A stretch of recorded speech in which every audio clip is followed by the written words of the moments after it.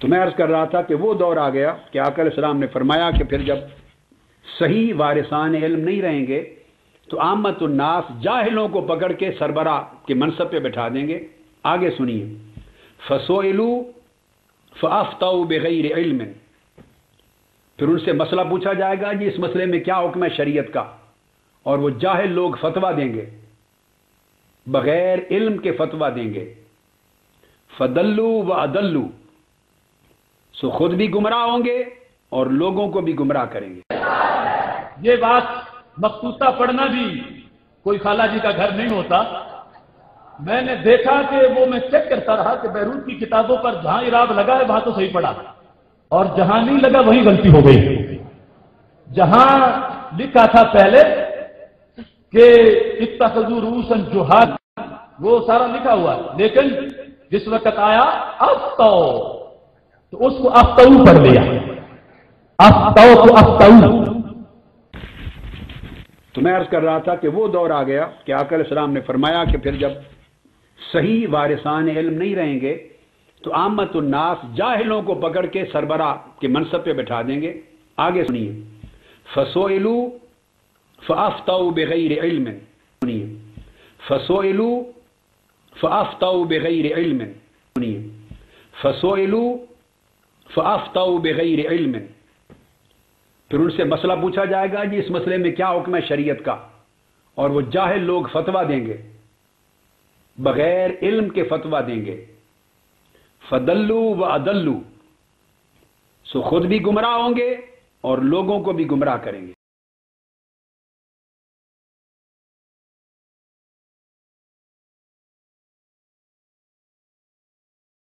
ایک سیکنڈ، آپ کے کان خراب تو نہیں ہے؟ نہیں بالکل. ایسا بولیے جی.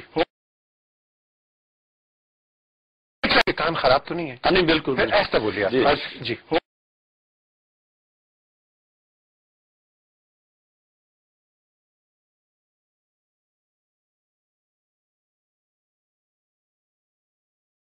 اور 24 منٹ کے خطاب، 23 نشستیں ہیں، 23 نشستیں. ان کے جتنے اعتراضات ہیں ان کی کتابوں سے رد کر دی، ان کی کتابوں سے، اہل تشیع کی کتابوں سے ثابت کر دیا کہ پہلے خلیفہ سیدنا صدیق اکبر ہیں. ان کی کتابوں سے ثابت کر دیا کہ سیدہ کائنات کا جنازہ ہی صدیق اکبر نے پڑھایا تھا. ان کی کتابوں سے ثابت کر دیا کہ مولا علی کی ایک بیٹی فاروق اعظم کی بیوی ہے. کوئی لڑائی ہے ان کے اندر؟ سیدہ فاطمہ کی بیٹی فاروق اعظم کی بیوی ہیں. کوئی اپنے دشمن کو دو بیٹیاں نہیں دیتا. ان کی کتابوں میں لکھا ہے. ان کے پاس اب سوائے منافقت کے کچھ نہیں بچا، اب بھی نہ مانے. یہ جرت کس کی ہے؟ کاش کوئی بتائے دنیا کو، کاش کوئی دنیا کو بتائے. نہیں بتاتا. دیکھیں وہ کتاب، آپ کو سمجھ آئے. حضرات محترم، 1 صدی لگائی ہے انگریز نے مسلمان کو دہشت گرد ثابت کرنے کے لیے. 1 صدی. اور 2 سال امریکہ میں رہ کر جو فتویٰ میرے قائد میں لکھا، امریکہ آج اسلام پڑھنے پر مجبور ہے. دہشت گرد کیا کہے گا کسی کو؟ کس کے پاس ہے یہ جرت؟ یہ ہر کسی کے پاس نہیں ہوتی، یہ اسی کے پاس ہوتی ہے جو مصطفیٰ کی غلامی میں ہوتا ہے. فتوے دنیا لگاتی رہے. ایک فتویٰ لگانے والا چلا گیا تھا اپنا خاکی شاہ صاحب کے پاس کہ طاہر القادری یہ ہے، یہ ہے، یہ ہے. آپ نے فرمایا اور بتاؤ. ساری باتیں سن لی. اسے کہا مجھ سے بھی سن. پڑھیے جا کے تاریخ. آج جا کے پوچھنے خاکی صاحب، یہ چکوال میں ہے. اس کی داڑھی پکڑ لی مولوی صاحب کی، اور داڑھی پکڑ کے خاکی شاہ صاحب نے کہا طاہر القادری سے بغض کرنے والے جنہیں طاہر القادری کی سمجھ نہیں آئی، دوزخ میں ان کا مقام دکھاؤں. مولوی صاحب کا پیشاب نکل گیا. میں سمجھ آ گئی کہ پنگا کس سے لیا ہے. پھر ایک بندہ چلا گیا، ایک بندہ معروف ہے اہل سنت کا، اللہ ان کو حیا دے، بریلوی مسلک کا ٹھیکیدار، آپ کے پاس گمگول شریف زندہ پیر رحمت اللہ تعالی علیہ کے پاس، اور جا کے کہتا ہے آپ طاہر القادری سے تقریر کروائیں گے، وہ تو یہ ہے، وہ یہ ہے، وہ یہ ہے. ساری باتیں آپ نے کہا اور بولو. جب وہ ساری باتیں بول چکا، اب آپ نے کہا آپ مجھ سے سنو. یہ بیٹھے ہیں مرید، ان سے پوچھئے. گمگول شریف زندہ پیر رحمت اللہ تعالی علیہ نے فرمایا کہ مجھے دن میں 2 بار مدینے میں حضور کی کچہری نصیب ہوتی ہے. صبح بھی جاتا ہوں، شام بھی. اور میرا وقت ہے صبح اتنا ٹائم، شام کو اتنا ٹائم. کہا تو طاہر القادری کی باتیں کر رہا ہے؟ میں جب بھی وہاں گیا ہوں وہ وہیں بیٹھا ہوتا ہے. میں جب وہاں سے آیا ہوں وہ وہاں سے نہیں اٹھتا. خدا جانے وہ وہاں سے اٹھتا بھی ہے نہیں. میں تیری مانوں یا مصطفیٰ کی کچہری کو مانوں؟ یہ فتوے وہی لگاتا ہے جس نے مصطفیٰ کی کچہری نہیں دیکھی، جسے مصطفیٰ کی حضوری نصیب نہیں ہے. اور جو مصطفیٰ کی حضوری میں اس عاشق کی شان دیکھ کر آتا ہے وہ پیچھے پیچھے چلتا ہے، وہ زبان درازی نہیں کرتا. اسی لیے کسی کو جواب نہیں دیتے، کیونکہ جو مصطفیٰ کی کچہری میں نہیں گیا اسے جواب کیا دینا، اسے خبر ہی کوئی نہیں، وہ نابینا ہے. اللہ اسے وہ کچہری نصیب کر دے. حضرات محترم، یہ بہت اونچی باتیں ہیں. میں ایک چھوٹی سی بات آپ کو کہتا ہوں، بات ختم کر رہا ہوں. جمعرات کا دن تھا، حضور شیخ الاسلام سے ہماری نشست تھی. کام پیش کیا جا رہا تھا، یہ اتنے خطاب ہیں، ان کے اتنے خطاب ہیں، یہ فلاں فلاں جگہ جاتے ہیں. میرا بھی ریکارڈ پیش ہو گیا. آپ خوش ہو گئے، خوش ہو گئے، مالک ہیں خوش ہو گئے، اور خوش ہو کے مجھے کہتے ہیں بیٹا آپ بڑے عمرے کریں گے. یہ جملہ مجھے کہہ دیا. جمعرات کی رات تھی، رات 12:30 کا ٹائم تھا. اللہ کی عزت کی قسم میں صبح جمعہ پڑھانے کے لیے وزیر آباد پہنچا تو مسجد کی انتظامیہ نے پہلا کام کیا ہی یہ آپ کے عمرے کا ٹکٹ ہے، چلیں مدینے چلے جائیں. یہ تو کنیکشن جوڑنے والے ہیں. جس نے مدینے سے کنیکشن جوڑنا ہے طاہر القادری کے پاس آ جائے. اللہ کی عزت کی قسم آزمانے کے لیے آ جائیں. یہاں تو مدینے کی خیرات بتا بتا کر پلائی جاتی ہے، بتا بتا کر پلائی جاتی ہے.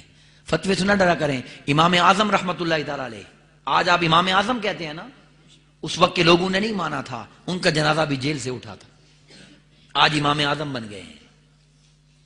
یہ ہم پہلے دن سے ہی ایسے ہیں، جب تک کوئی زندہ ہو نہیں مانتے، جب مر جائے پھر اس کے مزاروں پہ جا کے چادریں چڑھاتے ہیں. لوگوں وقت ہے، اتنی بڑی نعمت اللہ کی آپ کے پاس ہے، اس کی قدر کریں. آئیں، طاہر القادری کا کوئی ذاتی لالچ نہیں ہے. اللہ کی عزت کی قسم 125 ممالک میں ہمارے ادارے ہیں، نیٹ ورک ہے، کام چل رہا ہے. اور پوری دنیا میں سوائے ایک کنال کے گھر کے طاہر القادری صاحب نے 1 انچ زمین نہیں بنائی. اگر صرف اپنے اداروں کو اپنے نام کر لیں، ان سے بڑا دنیا میں امیر آدمی کوئی نہ ہو، مگر ان کے ادارے کا جب سرٹیفکیٹ بنتا ہے تو یہ لکھا جاتا ہے یہ پراپرٹی منہاج القرآن کے نام ہے، اسے قیامت تک کوئی استعمال نہیں کر سکتا، صرف دین کے لیے استعمال ہوگی. یہاں تو ایک مسجد میں بیٹھے ہیں تو مولوی صاحب مسجد نہیں سنبھالتے جب تک مسجد نام نہ کریں. باتیں کرنا بڑا آسان ہے، عمل کر کے دکھانا بہت مشکل ہے. عمل کر کے دکھانا بہت مشکل ہے. تو حضرات محترم، اللہ جانتا ہے کہ اس پرفتن دور میں اللہ نے ہمیں حضور کا ایک سچا غلام دیا ہے جس نے ہر جگہ اسلام کی بقا کی جنگ لڑی ہے. آئیں میرے اس قائد کے دست و بازو بن جائیں. ہماری منزل گنبد خضرا ہے. اللہ کی عزت کی قسم یہ تحریک مصطفیٰ کی غلامی کی تحریک ہے، یہ تحریک حضور کے عشق کی تحریک ہے، یہ تحریک حضور سے تعلق جوڑنے کی تحریک ہے. اور میرا واقعہ تو آپ سارے جانتے ہیں. میں تو گونگا ہو گیا تھا 96 میں، میری آواز کا پردہ ہی پھٹ گیا تھا. امریکہ تک ڈاکٹروں نے کہہ دیا یہ تو بول ہی نہیں سکتا، لے جائیں اس کو.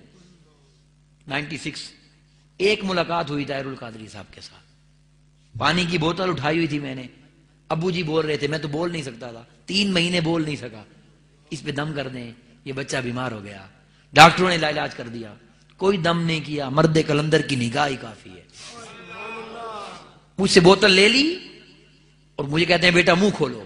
میں نے منہ کھولا، ایک گھونٹ بوتل کا پانی پی کر میرے نصیب کہ اپنے منہ والا پانی میرے منہ میں کلی فرما دیا. اللہ نے مجھے بولنے کی طاقت دے دی. مجھے 1996 میں سمجھ نہیں آئی اس گونگے کو زباں کیوں ملی. میں سوچتا تھا اتنا کرم کیوں ہوا ہے.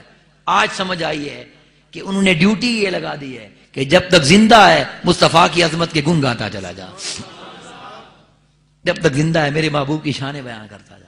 آئیے اس تحریک منہاج القرآن کی رفاقت میں آئیں اور حضور کے مشن میں شامل ہو جائیں تاکہ وہ خواب جو میرے قائد نے دیکھا ہے جلد شرمندہ تعبیر ہو جائے. میں دعا کرتا ہوں کہ اللہ ہم سب کو صحیح معنی میں قرآن و حدیث سمجھنے، اس پر عمل کرنے کی توفیق عطا فرمائے.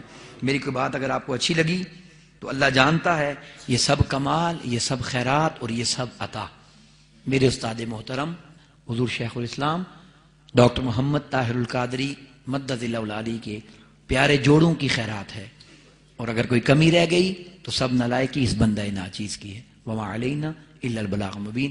السلام علیکم ورحمۃ اللہ۔ سلام کے لیے کھڑے